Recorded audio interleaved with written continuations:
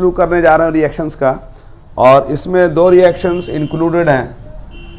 एक है फिंकलिस्टन reaction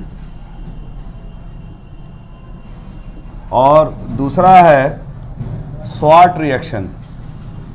स्वाट reaction, ठीक है बच्चों। ये दोनों रिएक्शन अल्काइल हैलाइड ही है, अल्काइल हैलाइड वाले यानी फर्स्ट चैप्टर में है। और बेसिकली इस रिएक्शन को हम लोग हैलोजन एक्सचेंज रिएक्शन भी कहते हैं। ये दोनों रिएक्शन हैलोजन एक्सचेंज रिएक्शन है।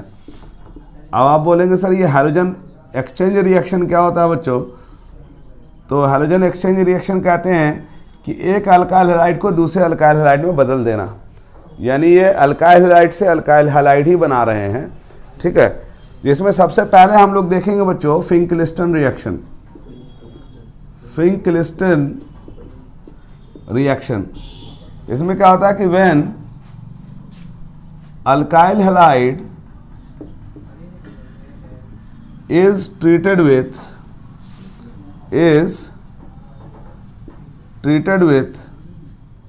sodium iodide, then alkyl iodide will produce, alkyl iodide will produce।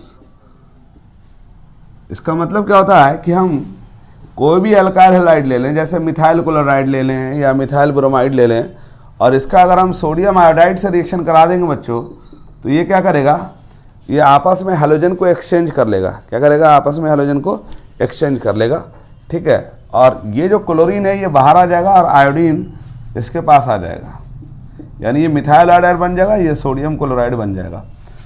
अब बोलेंगे सर इसमें ये ऐसा क्यों हुआ? तो इसका जवाब बहुत आसान है।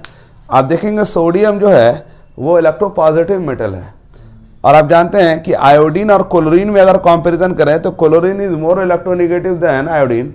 तो क्या होता है कि ये जो निगेटिव है ये ज़्यादा पॉजिटिव को अटैच कर जाता है, और ये कम निगेटिव कम है ना पॉजिटिव, कम पॉजिटिव से अटैच करता है। इसका मतलब सिंपल हैलोजन एक्सचेंज हो रहा है, मतलब ये सिंपल डिस्प्लेसमेंट रिएक्शन है ये, ठीक है बच्चों। बात समझ में आ रही है? तो दिस वन इज वेरी आसान रिएक्शन, फिंकलिस्टन रिएक्शन कहते हैं इसको।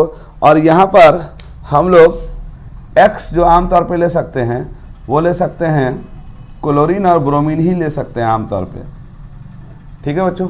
बात समझ में आ गई? तो इसको कहते हैं हैलोजन एक्सचेंज रिएक्शन कहते हैं। देखो एक अल्काइल हैलाइड से दूसरा अल्काइल हैलाइड में इसको कन्वर्ट कर दिया, ठीक है बच्चों। अब जो है इसको आप लोग नोट डाउन कीजिए और फिर हम इस पे आगे पढ़ेंगे। अब देखो बच्चों यहाँ पर फिंकलिस्टन रिएक्शन में समझ में आ गया बच्चों। ये बेसिकली इसमें आयोडाइड बनाने का ये बेहतरीन तरीका होता है। और मैं आपको बता दूं ये रिएक्शन जो है दो जगह काम आता है, ज़रा पहले समझ लो। ये रिएक्शन दो जगह काम आता है। एक जगह तो आप जानते हैं कि फेमस नेम रिएक्शन है, तो आपसे पूछ सकता है कि फिंकलिस्टन रिएक्शन में क्या बनता है या क्या होता है, ये सीधा सीधा क्वेश्चन आएगा। लेकिन इसका इनडायरेक्ट इस्तेमाल भी होता है। अब आप बोलेंगे सर इनडायरेक्ट कहाँ इस्तेमाल होगा? तो जब मैं आपको कन्वर्जन पढ़ाऊंगा तो कन्वर्जन में इसका इस्तेमाल होता है। बेसिकली आप ध्यान से देखेंगे तो इसमें क्या हो रहा है कि R जो है अल्काइल ग्रुप है वो कई जगह पे रिएक्शन में हम लोग इस्तेमाल करते हैं, क्या करने के लिए?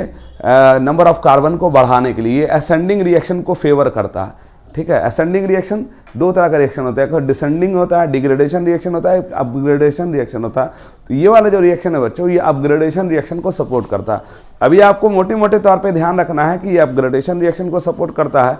फिलहाल आप इससे ज़्यादा दिमाग नहीं लगाइए, आपका जो मेन फोकस होगा वो रिएक्शन को याद रखने के लिए होगा कि व्हेन क्या होगा कि अल्काइल हैलाइड को हम सोडियम आयोडाइड से रिएक्शन कराएंगे तो इसमें हम ऐसा कर सकते हैं। दूसरी बात बच्चों ये है कि इसमें एसीटोन एज ए सॉल्वेंट लेना पड़ता है, क्योंकि NaCl वगैरह जो बनता है तो उसको प्रेसिपिटेट आउट करने के लिए इस्तेमाल किया जाता है। दूसरी बात ये रिएक्शन रिवर्सेबल भी हो जाता है, तो इसलिए हम क्या करते हैं कि इसमें इक्विलिब्रियम में, क्योंकि आप जानते हैं रिवर्सेबल होगा तो वहाँ इक्विलिब्रियम आता है, और इक्विलिब्रियम आगे वाले प्रोसेस को फॉरवर्ड करता है। आगे वाले प्रोसेस को मतलब ये जो मिथाइल आयोडाइड बनता है उसको आप रिएक्शन से बार बार निकालते चले जाइएगा तो रिएक्शन आगे अपने आप फॉरवर्ड हो जाएगा।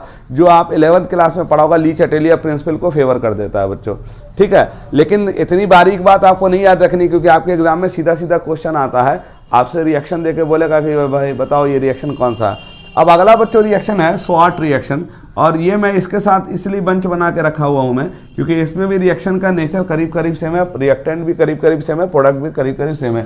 तो इसमें क्या होता है कि when alkyl halide is treated with metal fluoride,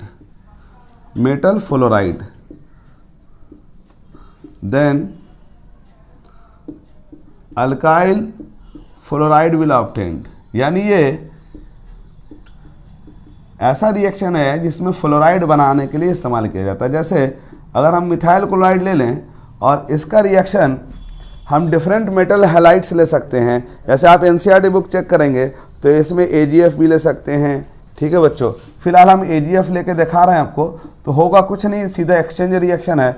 ये Cl यहाँ आ जाएगा और फ्लोरीन उसकी जगह आके बैठ जाएगा। This one is methyl fluoride and this one is AgCl बन जाएगा। देखो यहाँ भी हैलोजन एक्सचेंज हो गया, सिंपल।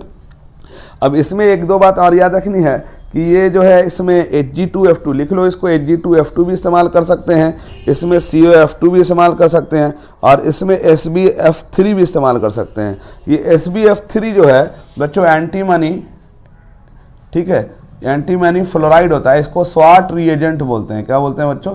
स्वाट रिएजेंट बोलते हैं। और यहाँ पर हम AgF की जगह SbF3 भी इस्तेमाल कर सकते हैं, तो इसी बेसिस पे इसका नाम पड़ गया स्वाट रिएक्शन।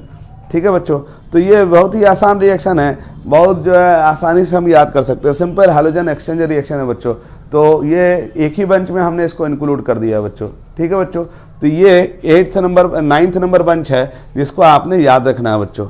ठीक है बच्चों, अब जो है इसमें बच्चों मैंने आपको करीब 22 रिएक्शंस आपको याद करवा दिए हैं टोटल 9 बंच में, और ये अगर आप बंच के हिसाब से याद रखेंगे तो आपको रिएक्शन बहुत जल्दी याद हो जाएगा।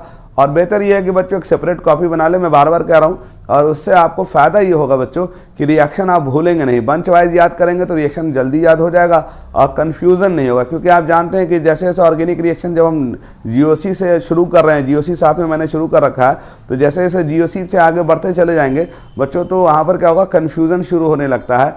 और उनको कन्फ्यूज़न होता है जो रिएक्शंस को रटने की कोशिश करते हैं। अगर बंच बना के याद रखिएगा तो आपको कन्फ्यूज़न अपने आप क्या हो जाएगा, दूर हो जाएगा बच्चों। साथ साथ बच्चों मैं इंपॉर्टेंट टेस्ट का भी एक है ना लेक्चर अलग से बना दूंगा, जिससे आपको फ़ायदा ये होगा कि इंपॉर्टेंट टेस्ट भी आपको साथ में याद हो जाएगा। बच्चों ये दोनों रिएक्शंस जो है आप NCERT के जो नए बुक में, पुराने बुक में है, वो पेज नंबर 289 पे देख सकते हैं, ये फर्स्ट चैप्टर में ही है। और जो नए बुक में बच्चों अगर हम जाके देखेंगे तो नए बुक में ये पेज नंबर 295 में आपको दिख जाएगा बच्चों। ठीक है, इसको नोट डाउन कर लीजिए पेज नंबर, और जिनके पास नई बुक है वो नए बुक में देख लें, जिनके पास पुरानी बुक है वो पुराने बुक में देख लें बच्चों। ठीक है, अब इसमें बच्चों मैं अब ये टोटल 9 बंच था, इसके अलावा कोई बंच इसमें नहीं है, लेकिन इसमें 2-3 रिएक्शन और है जो मिसलेनियस रिएक्शन है, जो मैं एक रिएक्शन आज मैं डिस्कस कर दे रहा हूँ। ठीक है, उसके बाद जो है आगे जो है वो बंच में नहीं है, बस आपको सिंपली ये याद रखना है, ये विदाउट बंच वाला रिएक्शन है, पेयरिंग इसमें नहीं होगा बच्चों।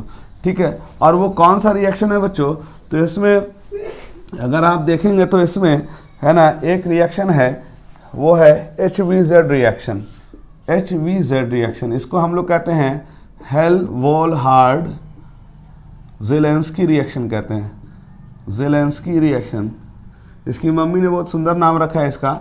हेल मतलब तो आप जानते हैं नर्क होता है, ठीक है, और हेल-वोल्हार्ड है, यानी अगर हेल में गया तो हार्ड होगा, हार्ड का मतलब बहुत टफ होगा, बहुत है ना डंडा पड़ेगा। ठीक है, और ज़ेलेंस्की उसके लगता है बेटा का नाम था, इसलिए इसको याद रखिएगा, हेल-वोल्हार्ड ज़ेलेंस्की रिएक्शन। ठीक है, नाम बहुत ही खतरनाक है, रिएक्शन बहुत ही आसान है। इसको हम लोग कहते हैं कि when carboxylic acid is treated with halogens in presence of red phosphorus with a strong heat, then alpha halogenation reaction take place. Alpha halogenation reaction take place. अब ये हीट के बारे में बच्चों, ये हीट जो है कई जगह पे स्ट्रांग हीट करना पड़ता है, कई जगह पे है ना हीट नहीं भी करते हैं तो रिएक्शन थोड़ा स्लो डाउन हो जाता है, लेकिन रिएक्शन में दोनों हालत में प्रोडक्ट बन सकता है। अब देखो यहाँ बहुत ही आसान रिएक्शन है, ये रिएक्शन एसिटिक एसिड है, और इसका मान लो अगर हमने क्लोरीन से रिएक्शन करा दिया, ठीक है, फास्फोरस के प्रेजेंस में, कई जगह फास्फोरस भी लिखा होता है, कई जगह पर PX3 भी लिखा होता है बच्चों। तो आप NCERT में मैं पेज नंबर बता दूंगा। अब इसमें होता कुछ नहीं है, देखो ये अल्फा हाइड्रोजन है, अल्फा कार्बन दिख रहा होगा। अल्फा कार्बन आपको याद होगा, मैंने आपसे कहा था ना कि फंक्शनल ग्रुप का बाजू वाला कार्बन अल्फा कार्बन होता है। तो इसका अल्फा कार्बन से एक अल्फा हाइड्रोजन हट जाएगा और यहाँ पर क्या हो जाएगा, CH2Cl बन जाएगा, ठीक है। और ये आपका क्या हो जाएगा, तो इसका नाम हो जाएगा अल्फा क्लोरो एसिटिक एसिड बन जाएगा। और साथ में ये जो हाइड्रोजन निकलेगा बाहर वो HCl बना के बाय प्रोडक्ट के फॉर्म में बन जाएगा।